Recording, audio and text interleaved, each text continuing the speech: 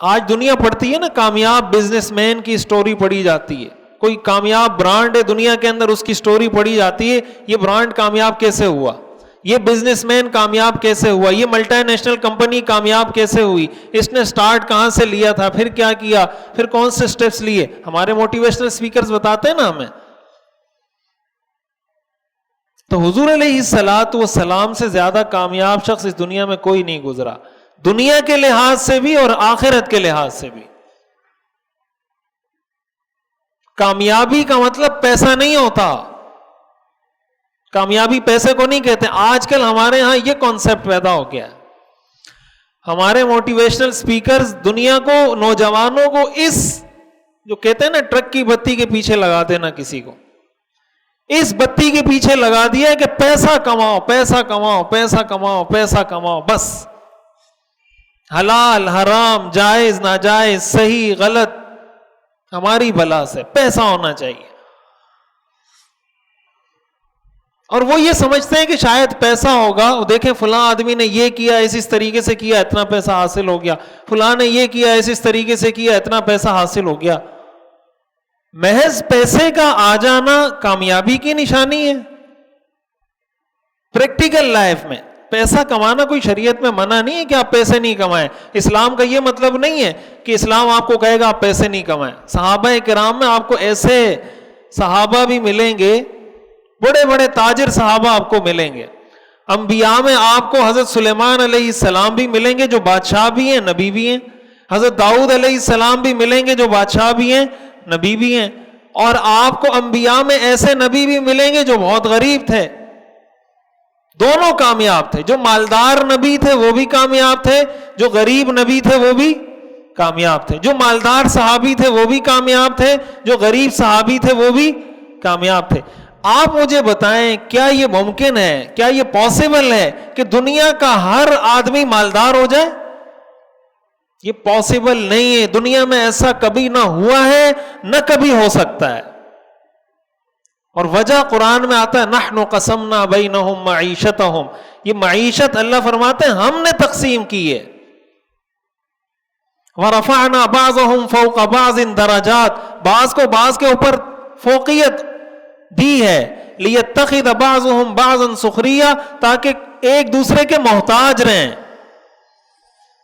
دنیا میں اگر سارے لوگ مالدار ہو جائیں تو یہ سڑک پہ کھڈے کوئی کھودے گا؟ پھر کسی کو آپ کہیں بھائی سڑک پہ کھڈا کھودنا ہے، وہ کیوں کھودتا ہے؟ پیسے کے لیے کھودتا ہے نا. تو جب اس کے پاس پیسے ہیں، وہ پاگل ہے، آئے گا آپ کے سڑک، آپ کو کھڈا کھود کے دے گا؟ وہ کہے گا جا کے خود کھودو. جو آپ کی صفائی کر رہے ہوتے ہیں، آپ کی گلیوں کی صفائی کر رہے ہیں، آپ کے واش رومز کی صفائی کر رہے ہیں، جو گٹر ابل رہے ہیں اس کی صفائی کر رہے ہیں، کس لیے کرتے ہیں؟ پیسے کے لیے کرتے ہیں نا، پیسہ ملے. اگر وہ بھی مالدار ہو جائیں، وہ کریں گے تو دنیا کا نظام چل سکتا ہے؟ پاسبل نہیں ہے. دنیا کا نظام نہیں چل سکتا. ہر آدمی کو اس کے پیچھے لگا دینا کہ تم بھی ارب پتی ہو، تمہیں بھی ارب پتی ہونا چاہیے، تمہیں بھی ہونا چاہیے، بھائی پاسبل نہیں ہے. ہاں اس کو یہ بتاؤ بھائی کامیاب زندگی کیا ہوتی ہے. آپ نے آپ کی خاندانی زندگی، آپ کا فیملی لائف، آپ کی سوشل لائف، آپ کی گھریلو زندگی، آپ کی پڑوسیوں کے ساتھ تعلق، ضروریات کیا ہیں، خواہشات کیا ہیں، یہ تھوڑا اس کو ایکسپلین کریں، سیگریگیٹ کریں چیزوں کو الگ الگ، کہ یہ آپ کی ضروریات ہیں یا آپ کی خواہشات ہیں. اگر آپ کی ضروریات پوری ہو رہی ہیں بہت ہے. اس سے آگے کی جستجو حلال طریقے سے، جائز طریقے سے، شریعت کی حدود میں رہ کے کر سکتے ہیں، سبحان اللہ کریں. حدیث میں آتا ہے لَأَن تَدَعَ وَرَثَتَكَ أَغْنِيَاءَ خَيْرٌ مِّنْ أَن تَدَعَهُمْ عَالَةً يَتَكَفَّفُونَ النَّاسَ. اگر اپنے گھر والوں کو مالدار چھوڑ کر جاؤ یہ بہتر ہے اس بات سے کہ ان کو فقیر چھوڑ کر جاؤ اور تمہارے مرنے کے بعد وہ لوگوں سے سوال کرتے پھریں. اچھی بات ہے.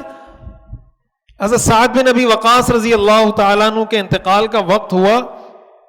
اس حدیث کا پس منظر بھی سمجھنا چاہیے. تو انہوں نے حضور کو عرض کی کہ یا رسول اللہ میں اپنے مرنے سے قبل اپنا پورا مال صدقہ کرنا چاہتا ہوں. حضور نے فرمایا اس کی اجازت نہیں. اور انہوں نے فرمایا کہ نصف مال صدقہ کرنا چاہتا ہوں. آپ نے فرمایا اجازت نہیں. انہوں نے کہا 1/3, 1/3, 1/3 اپنے مال کا اپنے مرنے سے پہلے صدقہ کرنا چاہتا ہوں. آپ نے فرمایا یہ کر دو. وَالثُّلُثُ کثیر, اور یہ 1/3 بھی زیادہ ہے. اور پھر اس کے بعد آپ نے فرمایا کہ اپنے ورثہ کو مالدار چھوڑ کر جاؤ, یہ بہتر ہے اس بات سے کہ تم ان کو فقیر چھوڑ کر جاؤ اور وہ لوگوں سے مانگتے پھریں. یہ بھی اسلام کی تعلیم ہے. لیکن ایسا تو نہیں ہے کہ اگر ایک آدمی اپنی اولاد کے لیے 50 لاکھ روپے چھوڑ کے گیا ہے تو دوسرا آدمی کہے کہ میں بھی 50 لاکھ روپے چھوڑ کے جاؤں گا, تیسرا کہے میں بھی 50 لاکھ چھوڑ کے جاؤں گا, چوتھا کہے میں بھی 50 لاکھ چھوڑ کے جاؤں گا. حدیث میں آتا ہے نا, لو کان لابن آدم وادیان من ذهب لابتغى ثالثا, ابن آدم کو سونے کی 2 وادیاں بھر کے دے دی جائیں تو تیسرے کی تلاش میں لگ جائے گا. ولا يملأ فاه الا التراب, اور اس کے منہ کو سوائے قبر کی مٹی کے کوئی چیز نہیں بھر سکتی. کامیابی کا مطلب پیسہ نہیں ہے. پیسہ انسان کھا تو نہیں سکتا نا, آپ کے پاس 50 روپے کا نوٹ ہے اس کو کھا تو نہیں سکتے. پیسہ کمانے کا ایک مقصد ہوتا ہے کہ بھائی میں اچھا کھانا کھا لوں, اچھے کپڑے پہن لوں, اچھا گھر مجھے مل جائے, یہ مقصد ہے. تو اگر یہی مقصد ہے کہ بس پیسہ ہی کمانا ہے, اس کے پاس گھر بھی ہے, اس کے پاس کھانے کے لیے بھی ہے, اس کے پاس پہننے کے لیے بھی ہے, پھر بھی وہ دنیا میں سمجھتا ہے کہ میں ابھی بھی کامیاب نہیں ہوں, تو باقی جو وہ حدیث میں آتا ہے نا کہ یقول ابن آدم مالی مالی, انسان کہتا ہے میرا مال میرا مال, یہ میری گاڑی, یہ میرا بنگلہ, یہ میرا پیسہ, یہ میری کوٹھی. حدیث میں آتا ہے حضور نے فرمایا لیس لک من مالک الا ما اکلت فافنیت, تیرا مال وہ ہے جو تو نے کھایا اور ختم کر دیا. ما لبست فابلیت, جو پہنا اور پرانا کر دیا. وما تصدقت فقدمت, جو صدقہ کیا اور آگے بھیج دیا. یہ 3 چیزیں جو آپ کا مال ہے, کھا لیا, کھا پی لیا, پہن لیا اور صدقہ کر دیا, باقی آپ کا نہیں ہے. وہ کہتے ہیں نا کہ جب میراث تقسیم ہوتی ہے تو ایک واحد وہ شخص جس کا اس میں کوئی حصہ نہیں ہوتا وہ آپ ہوتے ہیں. جب میراث تقسیم ہوتی ہے مرنے والے کو کچھ ملتا ہے؟ ایک واحد وہ شخص جس کو کچھ نہیں ملتا وہ ہوتا ہے جس نے ساری زندگی کمایا ہوتا ہے, اس کو کچھ نہیں ملتا, باقی سب کو مل جاتا ہے. اس کی وجہ سے ہمارا فیملی سسٹم تباہ ہو رہا ہے, ہمارے گھر برباد ہو رہے ہیں, ہم اپنے گھروں میں ٹائم نہیں دے سکتے, گھروں میں طلاقیں ہو رہی ہیں, لڑائیاں ہو رہی ہیں, جھگڑے ہو رہے ہیں. اور جب کہا جاتا ہے کہ بھائی آپ بیوی بچوں کو بھی ٹائم دیا کریں, گھر میں بھی بیٹھا کریں, تھوڑا اپنے بچوں کی تربیت پہ بھی توجہ دیں, تو وہ کہتے ہیں یار یہ جو اتنی خجل خواری کر رہا ہوں, اتنی محنت کر رہا ہوں, انہی کے لیے تو کر رہا ہوں, اتنی محنت میں انہی کے لیے کر رہا ہوں. تو بھائی صرف پیسہ آپ نے ان کو دینا ہے, تربیت نہیں دینی. بچوں کی تربیت کون کرے گا؟ جب وہ 20 سال کا ہو جائے گا پھر سمجھائیں گے اس کو, جب 25 سال کا ہو جائے گا پھر ڈنڈا اٹھائیں گے کہ نماز پڑھو, پھر نہیں پڑھے گا تو پھر کہیں گے میرا بچہ نافرمان ہے. تو 25 سال کی عمر میں سمجھائیں گے اس کو, 25 سال تک پیسہ کما کے دیتے رہے, 25 سال میں اس کو نمازی بنانے کی کوشش کر رہے ہیں. کوئی اللہ کوئی کرامت کا ظہور کر دے کسی کے ہاتھ پہ تو الگ بات ہے, ایک دم ایسے کوئی چینج تو نہیں ہو جاتا. اس چیز پہ فوکس ہو. حضور علیہ الصلوۃ والسلام کی گھریلو زندگی دیکھیں, سیرت پڑھنے کا مقصد یہ ہے. کیا حضور علیہ الصلوۃ والسلام کے پاس بہت زیادہ پیسہ تھا؟ بہت مالدار تھے آپ کو اللہ نے دونوں آپشن دیے تھے کہ آپ مالدار رہنا چاہتے ہیں یا غریب رہنا چاہتے ہیں. آپ نے فرمایا میں غریب رہنا چاہتا ہوں. اور آپ کے پاس جو پیسہ ہوتا تھا, آپ کا جو فقر یا غربت تھی یہ آپ نے خود چوز کی تھی, اختیاری تھی, یہ اضطراری نہیں تھی کہ بس آپ غریب تھے کچھ نہیں مل رہا. آج کل آپ دیکھ لیں کوئی عالم, کوئی مفتی, کوئی شیخ, اس کے کوئی 2-3 ہزار مرید ہوں تو اس کا کر و فر آپ دیکھیں کس طرح کی گاڑیوں میں گھوم رہا ہوتا ہے اور کیا اس کے نخرے ہوتے ہیں اور کیا اس کے گھر ہوتے ہیں. حضور کے جو مرید تھے وہ حضور کو یہ ساری چیزیں نہیں دلا سکتے تھے. آج کا مرید اگر اپنے مفتی صاحب کو, اپنے امام صاحب کو, اپنے شیخ کو گاڑی دلا سکتا ہے, بنگلہ دلا سکتا ہے, تو حضور کے صحابہ حضور کے لیے نہیں کر سکتے تھے یہ سب کچھ. دین کے نام پر ہی کرتے ہیں نا. جو اپنے کسی شیخ کی عزت کر رہا ہے, اس کو ہدیہ دے رہا ہے, اس کو تحفہ دے رہا ہے, اس کا اکرام کر رہا ہے, دین کی نسبت سے دے رہا ہے. تو حضور علیہ الصلوۃ والسلام کی جو حیثیت, جو مقام, پھر صحابہ کی حضور سے محبت. حدیث میں آتا ہے ایک مرتبہ حضور علیہ الصلوۃ والسلام نے نماز پڑھائی اور جلدی جلدی, جو آپ کا عام معمول تھا نماز پڑھانے کا, اس سے تھوڑی تیز رفتاری سے نماز پڑھائی, اور جیسے نماز مکمل کی فوراً نکل گئے مسجد سے. جب حضور علیہ الصلوۃ والسلام واپس تشریف لائے تو صحابہ نے پوچھا کہ یا رسول اللہ, آج ہم نے آپ کو دیکھا کہ آپ نے ایک ایسا عمل کیا جو آپ کرتے نہیں, آپ مسجد سے ایسے فوراً نہیں نکلتے, آج خیریت تو تھی؟ آپ نے فرمایا مجھے نماز میں ایک دینار یاد آ گیا صدقے کا جو میرے گھر میں رکھا ہوا تھا نماز کے دوران, تو میں نے کہا کہ وہ دینار میرے پاس پڑا ہوا ہے اور کوئی مستحق کسی کی ضرورت ہوگی تو میں جا کے وہ کسی مستحق کو دے دوں تاکہ میرے گھر میں نہ رہے, اس لیے میں مسجد سے جلدی نکلا ہوں. تو حضور علیہ الصلوۃ والسلام کا جو فقر تھا, آپ کی جو غربت تھی, وہ آپ نے خود اختیار کی تھی. لیکن اس کا یہ مطلب نہیں تھا کہ حضور نے صحابہ کو بھی یہ کہہ دیا ہو کہ تم نے بھی غریب ہی رہنا ہے. ہمارے یہاں دو انتہائیں ہیں. بعض لوگ سمجھتے ہیں دیندار ہونے کا مطلب غریب ہونا ہے, بعض لوگ سمجھتے ہیں دیندار ہونے کا مطلب مالدار ہونا ہے. بعض سمجھتے ہیں کہ شاید مالدار ہے تو دیندار نہیں ہو سکتا, بعض کہتے ہیں غریب ہے تو دیندار نہیں ہو سکتا. بعض سمجھتے ہیں کہ مالدار ہے تو ولی اللہ نہیں ہو سکتا, بعض سمجھتے ہیں غریب ہے تو ولی اللہ نہیں ہو سکتا. یہ تصورات غلط ہیں, یہ اسلام کا تصور نہیں ہے. نیک آدمی مالدار بھی ہو سکتا ہے, نیک آدمی غریب بھی ہو سکتا ہے. برا آدمی, گناہگار آدمی مالدار بھی ہو سکتا ہے, گناہگار اور برا آدمی غریب بھی ہو سکتا ہے. کافروں میں غریب نہیں ہوتے کیا؟ کافر سارے مالدار ہوتے ہیں یا ان میں بھی کوئی غریب ہوتا ہے؟ آپ ذرا سروے کریں, جا کے اسٹڈی کریں, ریسرچ کریں, تو آپ کو ملے گا, آپ کو پتہ چلے گا بہت سارے غریب کافر بھی ہیں, بہت سارے مالدار بھی ہیں. یہ دنیا کا نظام ہے. دنیا کے نظام کو کامیاب یا ناکام ہونے کا سٹینڈرڈ یا معیار نہیں قرار دیا جا سکتا. ہاں, ایک کافر اگر اس کو کامیابی اور ناکامی کا معیار قرار دے تو ٹھیک ہے. حدیث میں آتا ہے دنیا سجن المؤمن و جنت الکافر, دنیا مومن کے لیے قید خانہ ہے اور کافر کی جنت ہے, وہ قرار دے تو ٹھیک ہے. ایک اصولی بات ہمیں یہ سمجھنی چاہیے کہ ہم اپنی محنت کریں, اپنی مزدوری کریں, اپنا کام کریں, جاب کریں, کاروبار کریں, ملازمت کریں, محنت کریں, اس کے بعد جو اللہ عطا کر دے اس پہ صبر کر لیں, قناعت کر لیں, یا اللہ تیرا شکر ہے. حدیث میں آتا ہے حضور نے فرمایا قد افلح من اسلم ورزق کفافا وقنعه اللہ بما آتا. آپ نے فرمایا کامیاب انسان کی 3 نشانی ہیں. نمبر 1, اسلم, مسلمان ہو, اسلام کی دولت اللہ نے عطا کر دی, کامیاب ہے. دوسری صفت ورزق کفافا, اتنا رزق اللہ نے دے دیا جس سے اس کی ضرورت پوری ہو رہی ہے. تیسری صفت وقنعه اللہ بما آتا, جو اس کو قناعت کی توفیق بھی دے دی. مسلمان ہے, بقدر ضرورت رزق ہے اور اس پر قناعت اور صبر کی توفیق ہے. حضور نے فرمایا یہ کامیاب ہے. یہ کامیاب شخص کی ڈیفینیشن ہے حدیث کے مطابق کہ اسلام کی دولت ہو, بقدر ضرورت پیسہ ہو اور اس بقدر ضرورت پیسے پر صبر ہو.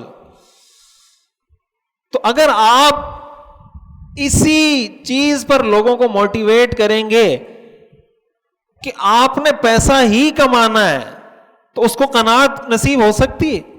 اور یہ بھی کوئی ضروری نہیں کہ وہ محنت کرے تو اس کو پیسہ حاصل ہو جائے. جب حاصل نہیں ہوگا تو مایوس ہوگا کہ فلاں نے محنت کی اس کو حاصل ہو گیا, میں محنت کر رہا ہوں مجھے حاصل نہیں ہو رہا.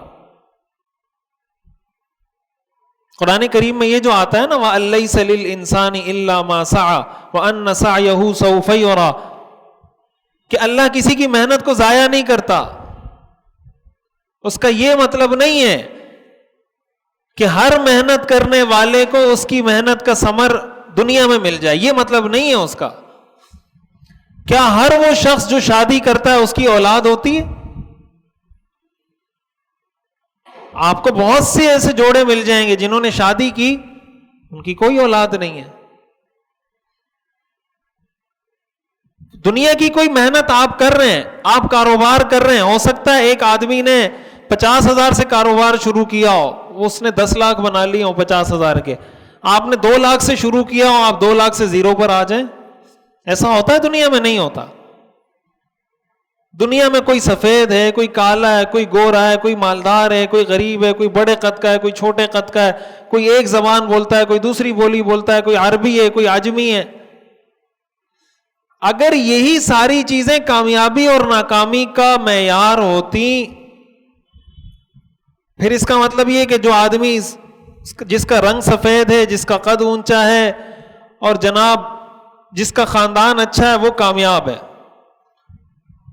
اور جس کا قد چھوٹا ہے یا جس کا رنگ کالا ہے, یا وہ ناکام ہے. حدیث میں حضور نے کیا فرمایا؟ لا فضل لعربی علی عجمی ولا لعجمی علی عربی. کسی عربی کو کسی عجمی پر کوئی فضیلت نہیں ہے.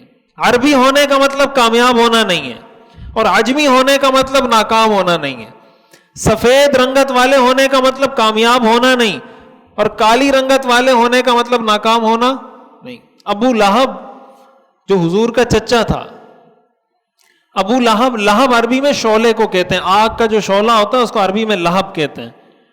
ابو لہب کو جو ابو لہب کہا جاتا تھا نا, وہ اس کی خوبصورتی کی وجہ سے کہا جاتا تھا کہ اس کا چہرہ اتنا لال سرخ تھا گویا اس سے آگ کے شعلے نکل رہے ہوں, اس وجہ سے اس کو کہا جاتا تھا ابو لہب, شعلوں والا. اس کے بارے میں قرآن کی پوری سورت نازل ہوئی ہے, تبت یدا ابی لہب وتب, ابو لہب کے دونوں ہاتھ تباہ و برباد ہو جائیں, وتب, اور وہ خود تباہ و برباد ہو جائے. ما اغنا عنہ مالہ وما کسب, نہ تو اس کا مال اس کے کام آیا, نہ اس کی کمائی اس کے کسی کام آئی. وامرأتہ حمالۃ الحطب, اس کی بیوی بھی اس کے ساتھ قیامت کے دن جہنم میں جائے گی, اس لیے کہ اس کی مدد کرتی تھی. حضرت بلال رضی اللہ تعالیٰ عنہ عربی نہیں تھے, افریقہ کے رہنے والے تھے. جو آج کل ممالک ہیں نا, ایتھوپیا, ایریٹیریا, جس کو حبشہ کہا جاتا تھا اس زمانے میں, آپ کی رنگت گوری نہیں تھی, آپ عربی نہیں تھے, عجمی تھے. ان کے بارے میں حدیث میں آتا ہے, حضور علیہ الصلوۃ والسلام جب معراج کی شب تشریف لے کر گئے تو آپ کو قدموں کی آہٹ سنائی دی جنت میں. تو آپ نے حضرت جبریل سے پوچھا یہ کون ہے, اور انہوں نے فرمایا یہ حضرت بلال ہیں, کہ جب وہ دنیا میں مدینہ کی سرزمین پہ پاؤں رکھتے ہیں ان کے قدموں کی آہٹ اللہ جنت میں سناتے ہیں. حضور علیہ الصلوۃ والسلام جب تشریف لائے, حضرت بلال سے پوچھا آپ کون سا عمل کرتے ہیں؟ حضرت بلال نے فرمایا اور تو میرا کوئی عمل نہیں, یہ ایک عمل ہے کہ جب بھی وضو کرتا ہوں تو 2 رکعت تحیۃ الوضو پڑھ لیتا ہوں. حضور نے فرمایا تمہارے اس عمل کی برکت سے اللہ نے تمہیں یہ مقام عطا کیا. حضرت سلمان فارسی رضی اللہ تعالیٰ عنہ فارس کے رہنے والے تھے, ان کے بارے میں حضور نے فرمایا سلمان منا اہل البیت, سلمان اہل بیت کا حصہ ہے. حضرت سلمان کو حضور نے اہل بیت میں سے قرار دیا, حالانکہ فارس کے رہنے والے ہیں, عربی نہیں ہیں. یہ چیز ہمیں سمجھنی ہوگی زندگی میں.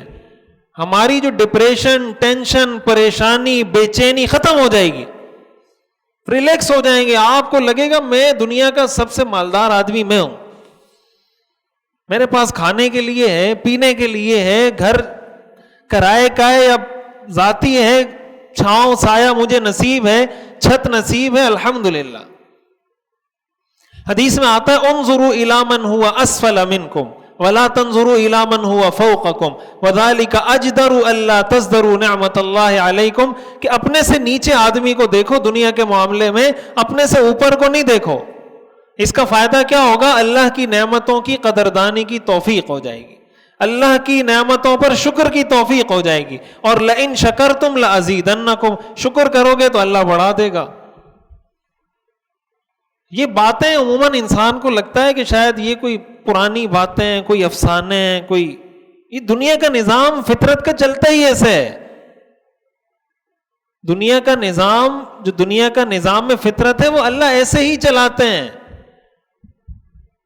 کسی کی باتیں سننے سے, کسی کی موٹیویشن سے, کسی کا آپ کو کوئی لیکچر دے دینے سے نہ تو آپ مالدار ہو جاتے ہیں، نہ آپ غریب ہو جاتے ہیں، نہ آپ کے پاس گاڑی آ جاتی ہے، نہ آپ سے گاڑی چھن جاتی ہے۔ یہ ہو سکتا ہے کہ اگر اس کو مقصد بنا لیا جائے اور نہ ملے تو ٹینشن ہوگی، ٹینشن ہوگی، اور اگر مقصد نہ ہو مل جائے تو الحمدللہ، نہ ملے تو کوئی مسئلہ نہیں۔ اپنی زندگی کو اگر ٹینشن فری بنانا چاہتے ہیں، اللہ کا شکر کرنے کی عادت ڈالنی چاہیے، یا اللہ تیرا شکر ہے،